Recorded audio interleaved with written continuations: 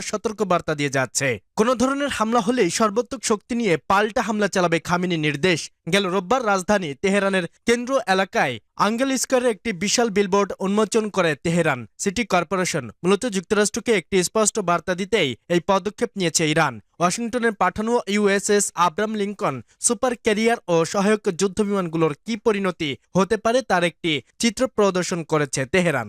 বিলবোর্ডটিতে একটি রণতরীর উপর থেকে দেখা দৃশ্য প্রদর্শিত হয়েছে, যেখানে ডেকের ওপর ধ্বংসপ্রাপ্ত যুদ্ধবিমান পড়ে আছে এবং সমুদ্রের পানিতে বয়ে চলা রক্ত মার্কিন পতাকায় আকৃতি ধারণ করেছে। এছাড়া এতে ফার্সি এবং ইংরেজি ভাষায় লেখা রয়েছে, তুমি যদি বাতাস বপন করো তবে তোমাকে ঘূর্ণিঝড় কাটাতে হবে। এর আগেও গেল জুনে ইসরায়েলের সঙ্গে যোগ দিয়ে ইরান হামলা চালায় যুক্তরাষ্ট্রে, যদিও সেই হামলার প্রতিক্রিয়া জানাতে সময় নেয়নি তেহরান। ওয়াশিংটনকে কড়া জবাব দিতে কাতারে থাকা মার্কিন সামরিক ঘাঁটিতে ভয়াবহ ক্ষেপণাস্ত্র হামলা চালায় ইরান। আর এ ঘটনার পর থেকে যুক্তরাষ্ট্রের সঙ্গে ইরানের উত্তেজনা তীব্র থেকে তীব্রতর হয়েছে। ঠিক সময়ে ইরানের শক্তি বাড়ালো চীন। এখন কি করবে যুক্তরাষ্ট্র? মধ্যপ্রাচ্যের সমুদ্র সীমা এখন অস্বাভাবিকভাবে উত্তপ্ত।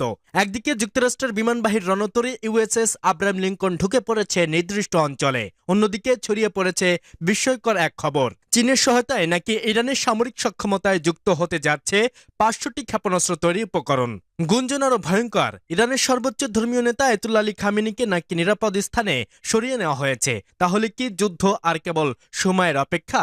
যুক্তরাষ্ট্র ও ইরানের মধ্যে ক্রমবর্ধমান উত্তেজনার প্রেক্ষাপটে ব্রিটিশ সংবাদ মাধ্যম দ্য টেলিগ্রাফের একটি প্রতিবেদনে নতুন করে আন্তর্জাতিক অঙ্গনে আলোড়ন তুলেছে। প্রতিবেদনে দাবি করা হয়েছে, চীন ইরানে উল্লেখযোগ্য পরিমাণ সোডিয়াম পারক্লোরেট পাঠিয়েছে, যা কঠিন জ্বালানি রচিত ব্যালিস্টিক ক্ষেপণাস্ত্র তৈরির গুরুত্বপূর্ণ উপাদান হিসেবে ব্যবহৃত হয়। প্রতিবেদন অনুসারে এই কাঁচামাল ব্যবহার করে তেহরান প্রায় ৫০০টি মাঝারি পাল্লার ব্যালিস্টিক মিসাইল তৈরি করতে সক্ষম হতে পারে। তবে এই তথ্য গোয়েন্দা সূত্র নির্ভর এবং স্বাধীনভাবে যাচাই করা সম্ভব হয়নি। এটি সরাসরি ক্ষেপণাস্ত্র সরবরাহ নয়, বরং সম্ভাব্য উৎপাদন সক্ষমতার বৃদ্ধির ইঙ্গিত হিসেবে দেখা হচ্ছে। এদিকে একই সময়ের মধ্যপ্রাচ্যের জলসীমায় প্রবেশ করেছে মার্কিন বিমানবাহী রণতরী ইউএসএস আব্রাহাম লিঙ্কন। এই রণতরী একটি পূর্ণাঙ্গ ক্যারিয়ার স্ট্রাইক গ্রুপের অংশ, যার সঙ্গে থাকে ড্রয়াস্টার সাবমেরিন এবং বহুমাত্রিক প্রতিরক্ষা ব্যবস্থা। সামরিক বিশ্লেষকদের মতে একটি বিমানবাহী রণতরী শুধু একটি জাহাজ নয়, বরং একটি ভাসমান সামরিক ঘাঁটি। ইরানের সামরিক কৌশলের মূল ভিত্তি বিমান শক্তি নয়, বরং ক্ষেপণাস্ত্র ও ড্রোন সক্ষমতা। দেশটির ভূগর্ভস্থ ক্ষেপণাস্ত্রটি ঘাঁটি একযোগে একাধিক মিসাইল নিক্ষেপের কৌশল তাকে আঞ্চলিক শক্তি হিসেবে বিশেষ অবস্থান দিয়েছে। তাই মিসাইল উৎপাদন সক্ষমতা বাড়ালে দীর্ঘমেয়াদী সংঘাতে টিকে থাকার সক্ষমতাও বাড়াবে বলে ধারণা করা হচ্ছে। তবে সামরিক বিশেষজ্ঞরা মনে করেন, একটি বিমানবাহী রণতরী ধ্বংস করা অত্যন্ত জটিল। এতে প্রয়োজন সমন্বিত আক্রমণ, মিসাইল, ড্রোন, সাবমেরিন এবং ইলেকট্রনিক যুদ্ধের সমন্বয়। ফলে ৫০০ মিসাইল সরাসরি রণতরী ধ্বংসর সমীকরণ তৈরি করে না। সেই সাথে ইরানের সর্বোচ্চ ধর্মীয় নেতাকে নিরাপদ স্থানে সরিয়ে নেওয়ার গুঞ্জন সত্য হলে সেটিকে সম্ভব সংঘাতের পরিপ্রেক্ষিতে নেতৃত্ব সুরক্ষা স্বাভাবিক সামরিক প্রস্তুতি হিসেবেই দেখা হচ্ছে। হাইপারসনিক মিসাইল হামলায় ডুবে যাবে ইউএসএস আব্রাহাম লিঙ্কন। মধ্যরাতে ইরানে একটি ক্ষেপণাস্ত্র ঘাঁটি থেকে হঠাৎ আকাশে কাঁপিয়ে ছুটে গেল আগুনের বিরাট এক গোলা। লক্ষ্য মধ্যপ্রাচ্যের জলসীমায় থাকা যুক্তরাষ্ট্রের সবচেয়ে ভয়ঙ্কর বিমানবাহী রণতরী ইউএসএস আব্রাহাম লিঙ্কন। কোনোভাবেই রাডারে ধরা পড়ল না সেই মিসাইল, কারণ সেটি ছিল হাইপারসনিক। এরপর এক বিকট বিস্ফোরণে ২ খণ্ডে ভেঙে গেল মার্কিন রণতরী। সমুদ্রের বুকে ডুবে গেল যুক্তরাষ্ট্রের সামরিক অহংকার। সম্প্রতি এমন এক ভিডিও ছড়িয়ে পড়েছে সামাজিক যোগাযোগ মাধ্যমে, শিরোনামে ইরানের ফাতার-2 মিসাইল ধ্বংস ইউএসএস আব্রাহাম লিঙ্কন। কিন্তু প্রশ্ন হলো, এই ঘটনা কি সত্য নাকি পরিকল্পিত ভয় দেখানোর এক ভয়ঙ্কর প্রোপাগান্ডা? বাস্তবতা হলো, এই ভিডিওটি বাস্তব কোনো যুদ্ধ নয়। এটি একটি আর্টিফিশিয়াল সিজিআই ভিডিও প্রকাশ করেছে ইরানের সরকার সমর্থিত সংস্থা ইসলামিক আইডিওলজি ডিসেমিনেশন অর্গানাইজেশন। এই ভিডিওতে দেখানো হয়েছে ইরানের ফাত্তার-2 হাইপারসনিক মিসাইল কিভাবে ভবিষ্যৎ মার্কিন বাহিনী রণতরীকে ধ্বংস করতে পারে। এই ভিডিওর বরাত দিয়ে যুক্তরাজ্য ভিত্তিক সংবাদ মাধ্যম ইরান ইন্টারন্যাশনাল জানিয়েছে, এটি মূলত একটি মনস্তিষ্ক যুদ্ধ। কিন্তু এখানেই গল্প শেষ নয়, কারণ ইতোমধ্যে মধ্যপ্রাচ্যে পৌঁছে গেছে ইউএসএস আব্রাহাম লিঙ্কন, আর ইরানও বাস্তবেই তাদের মিসাইল প্রস্তুত রেখেছে। তবে এরই মাঝে হঠাৎ নিখোঁজ ছিল ইউএসএস আব্রাহাম লিঙ্কন। তবে প্রশ্ন, কেন লুকাচ্ছিল ইউএসএস আব্রাহাম লিঙ্কন? সাধারণত মার্কিন বিমানবাহী রণতরী অবস্থায় পুরোপুরি গোপন থাকে না, কিন্তু এই রণতরীটির ক্ষেত্রে ব্যতিক্রম দেখা গেছে। কারণ হরমুজ প্রণালী, ইরানের উপকূল, ইয়েমেন ও লেবাননের প্রক্সি গোষ্ঠী, এই পুরো অঞ্চল এখন হাই থ্রেড জোন।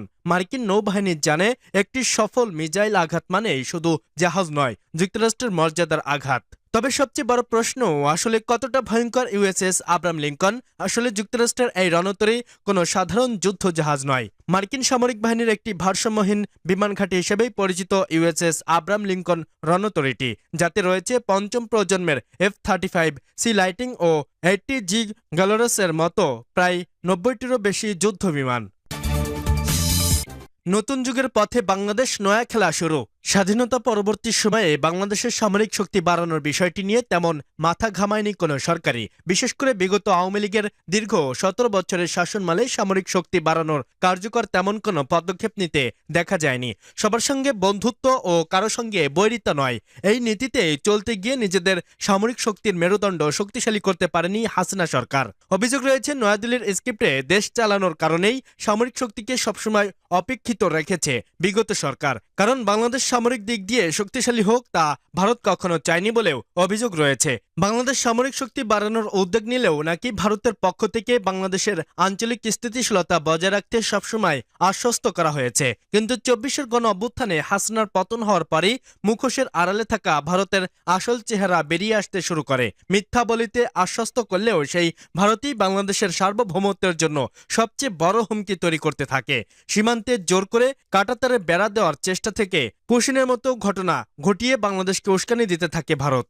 এই পরিস্থিতিতে নিজেদের ভঙ্গুর সামরিক শক্তি বৃদ্ধির প্রয়োজনীয়তা হারে হারে অনুধাবন করতে শুরু করেছে বাংলাদেশের অন্তর্বর্তী সরকার। আর তাই তো হাসিনার ফেলে যাওয়া মেরুদণ্ডহীন সামরিক শক্তিকে প্রাণ দিতে উঠে পড়ে লেগেছে তারা। সেই ধারাবাহিকতায় চীন ও পাকিস্তানের সঙ্গে সামরিক চুক্তি করা হয়েছে।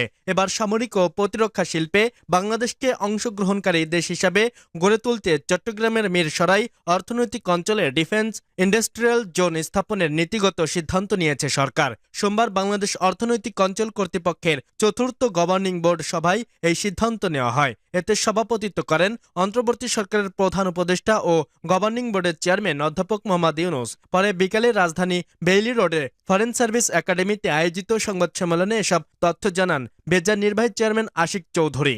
এ সময় আরও উপস্থিত ছিলেন প্রধান উপদেষ্টার প্রেস সচিব শফিকুল আলম। বেজার গভর্নিং বোর্ড সভায় জানানো হয়, চট্টগ্রামের মির ছায়ার প্রায় 850 একর জমি ডিফেন্স ইন্ডাস্ট্রিয়াল জোন হিসাবে মাস্টার প্ল্যানে অন্তর্ভুক্ত করা হয়। অর্থাৎ এই বিশাল জমির উপর সামরিক সরঞ্জাম তৈরির কারখানা চালু করবে বাংলাদেশ। এ বিষয়ে আশিক চৌধুরী বলেন, ভারতীয় অর্থনৈতিক অঞ্চলকে G2G কাঠামো থেকে বাদ দেওয়া হয়েছে। সেই জায়গা খালি রয়েছে, সেখানে প্রায় 850 একর জমিতে হবে এক জোন। সামরিক অস্ত্র উৎপাদনে অর্থনৈতিক অঞ্চল স্থাপনের যৌক্তিকতা নিয়ে বেজার নির্বাহী চেয়ারম্যান জানান, বিষয়টি নিয়ে অনেকদিন ধরে আলাপ আলোচনা করছেন তারা। বিশ্ব দিন দিন অস্ত্রের চাহিদা বাড়ায়। একদম খাঁটি অর্থনৈতিক দৃষ্টিকোণ থেকে চিন্তা করলেও ডিফেন্স ইন্ডাস্ট্রিতে বাংলাদেশ অংশগ্রহণ